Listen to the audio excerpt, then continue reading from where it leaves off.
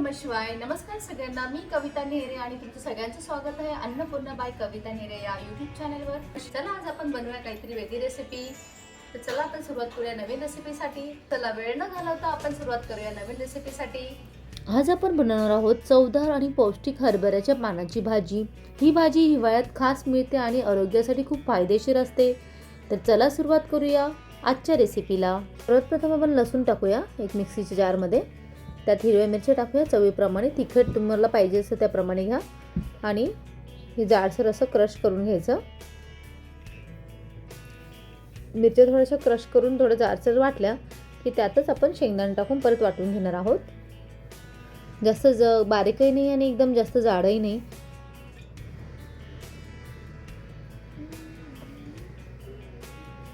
छान असे शेंगदाणे टाकून ते पण मिक्सीच्या याच्यामध्ये दळून घ्यायचं. आणि भाजी अगदी थंडीच्या सीझनमध्येच मिळते. अगदी 2च महिने असते. त्याच्यामुळे नक्की ट्राय करा. हा खूप छान लागते. टेस्टी भाजी आहे ही. भाजी मी अगोदर साफ करून ठेवली होती छान अशी धुवून. आता गॅसवर कढई ठेवा. कढई गरम झाली की त्यात तेल टाका. तेल गरम झालं की त्यात कुटलेले शेंगदाणे, हलकेसे परता शेंगदाणे, लसूण आणि हिरव्या मिरच्या. तुम्ही वाटूनही घेऊ शकतात किंवा तुम्ही मिक्सरच्या याच्यामध्ये ग्राइंड करूनही घेऊ शकतात. असे छान असं ते शेंगदाणे, कुटलेले शेंगदाणे घाला आणि हलकेसे परतवा.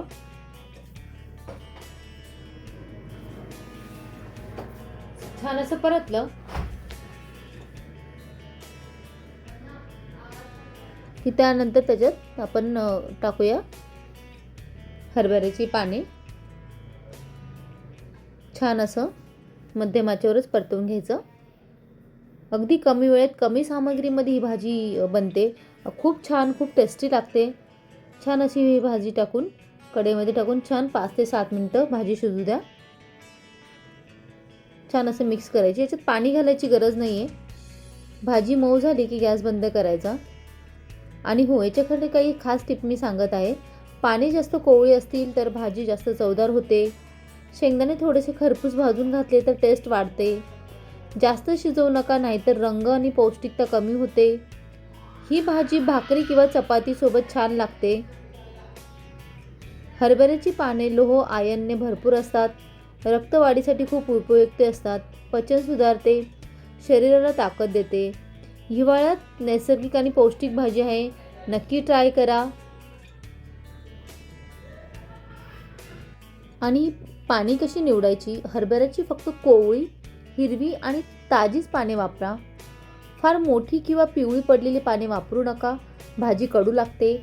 शेतातून आणलेली भाजी असल्यास 10 मिनिटं मिठाच्या पाण्यात भिजवून ठेवा. धुण्यासाठीची योग्य पद्धत तुम्हाला सांगते मी. भाजी 2 ते 3 वेळा स्वच्छ पाण्यात धुवा. शेवटचं पाणी अगदी स्वच्छ निघालं पाहिजे. धुतल्यानंतर पाणी पूर्णपणे निथळून द्या, नाहीतर भाजी पाणी सोडते. आणि भाजी कापून घ्या किंवा हाताने तोडून तुम्ही घेऊ शकतात. पाणी फार बारीक चिरायची नाही, नाहीतर शिजल्यावर चिकट होतात. मध्यम आकारात भाजी चिरलेली छान दिसते, चवही टिकते. मी भाजी न कापता निवडून घेतली आहे. तुम्ही तशीही करू शकतात. आणि हो, जशी मी शेंगदाण्यासाठी तुम्हाला खास टिप सांगितली होती. शेंगदाणे हलके भाजून मग कुटले तर भाजीला छान स्वाद येतो. फार बारीक पूड करू नये, थोडेसे जाडसरच ठेवा. यामध्ये आपण मीठ टाकूया. भाजी शिजल्यानंतर कमी होते, त्यानंतरच मीठ टाकायचं. कारण भाजी आता मी शिजताना खूप कढईभर भाजी होती शिजून, ती एकदम कमी झाली तर आपल्याला मिठाचा अंदाज येतो, नाही तर मीठ जास्त लागते. त्याच्यामुळे भाजी शिजून झाली ऑलमोस्ट, त्याच्यानंतरच मीठ ॲड करायचं. आणि मिरचीचा वापर करताना हिरवी मिरचीच आधी वापरायची आणि ती अगोदरच परतून मस्त भाजीला झणझणीत चव येते. जास्त तिखट नको असल्यास उभी चिरा, बारीक चिरू नका. आणि शिजवताना भाजी मध्यम आचेवरच शिजवा. जास्त आचेवर केल्यास रंग काळपट होतो. झाकण ठेवून शिजवा, पण बंद ठेवू नका. वाफ निघायला हवी. आणि हो, पाणी का घालायचं नाही? कारण हरभऱ्याची पाने स्वतःच पाणी सोडतात. कोवळे पानं असतात, त्यामुळे वेगळं पाणी घालू नका. खूप कोरडी वाटली तर 1-2 चमचे पाणी पुरेसं आहे. आणि शिजायला अगदी 5 ते 6 मिनिटं पुरेशी असतात. जास्त शिजवल्यास पौष्टिकता कमी होते. आणि खास आरोग्यासाठी टिप्स आहे. ही भाजी आठवड्यातून 1 ते 2 वेळा खाणं अगदी उत्तम आहे. लहान मुलं आणि ज्येष्ठ व्यक्तींनाही हलकी व पचायला सोपी आहे आणि हिवाळ्यातच मिळते म्हणून नक्की ट्राय करा. आणि ही भाजी कशासोबत छान लागते तर ज्वारीची भाकरी, बाजरीची भाकरी, साधी चपाती, वरण भातासोबत ही साईड डिश म्हणून अगदी अप्रतिम लागते. तर ही पारंपरिक भाजी आजकाल खूप कमी लोक बनवतात. ही रेसिपी ॲक्च्युली आजी आजोबांच्या काळातली आहे. घरची साधी भाजी पण आरोग्यासाठी अमूल्य आहे. नक्की ट्राय करा. व्हिडिओ शेवटपर्यंत नक्की बघा. आणि हो, कडूपणा कमी करण्यासाठी टिप्स आहे. जर पाने थोडी कडू वाटत असतील तर चिरलेली भाजी 5 मिनिटं कोमट मिठाच्या पाण्यात भिजवा. नंतर पाणी पिळून वापरा. शेंगदाणे कडूपणा बॅलन्स करतात म्हणून शेंगदाणे ह्या भाजीत टाकावे आणि चविष्ट लागते. आणि हो, रंग हिरवा ठेवण्यासाठी भाजी घातल्यावर लगेच झाकण ठेवू नका. 1 ते 2 मिनिटं उघडी परतवा, मगच झाकण ठेवा. जास्त वेळ झाकण ठेवल्यास भाजी काळपट होते. आणि हो, जेवण बनवणे ही पोट भरण्याची गोष्ट नसून ती एक कला आहे आणि हीच कला तुम्ही सगळ्यांनी जपावी. म्हणून मी तुमच्यासाठी अगदी सोप्या पद्धतीत घेऊन येते घरगुती रेसिपी, अगदी घरगुती सामग्रीमध्ये. तर नेहमी माझे व्हिडिओ शेवटपर्यंत बघा. आणि हो, तेलाचं प्रमाण यामध्ये तुम्हाला मी सांगते टिप्स. फार कमी तेल घातल्यास भाजी कोरडी लागते, स्पेशली ह्या भाजीसाठी. आणि फार जास्त तेल घेतल्याचं पण चव बदलते. 2 टीस्पून तेल पुरेसं आहे. आणि हो, मीठ मी तुम्हाला सांगितलं होतं अगोदरही आणि परतही सांगते एक टिप्स. मीठ कधी घालायचं? मीठ नेहमी भाजी अर्धी शिजल्यावरच घाला. सुरुवातीलाच जर मीठ घातलंस भाजी जास्त पाणी सोडते आणि मिठाचा अंदाजही नाही येत.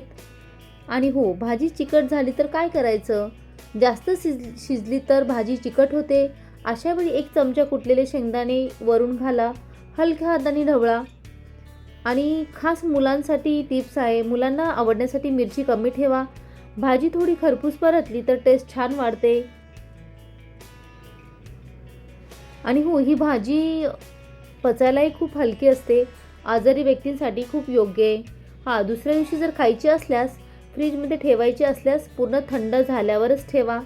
दुसऱ्या दिवशी गरम करताना पाणी घालू नका, वाफेवरच गरम करा. आणि ही सिजनेबल भाजी आहे. तर इम्पॉर्टंट सांगण्यासाठी ही भाजी फक्त हिवाळ्यातच मिळते, त्यामुळे ह्या सीझनमध्ये नक्की करून बघा. हिवाळ्यात शरीराला उष्णता आणि ताकद देते. आणि चव वाढवण्यासाठी गॅस बंद करण्यात 1 टेबलस्पून शेंगदाण्याचं कूट वरून घाला. साधी हा व्हिडिओ आवडल्यास लाईक करा, शेअर करा आणि नवीन असेल तर सबस्क्राईब विसरू नका. पुन्हा भेटूया नवीन चवीसोबत, नवीन रेसिपी सोबत. तोपर्यंत धन्यवाद.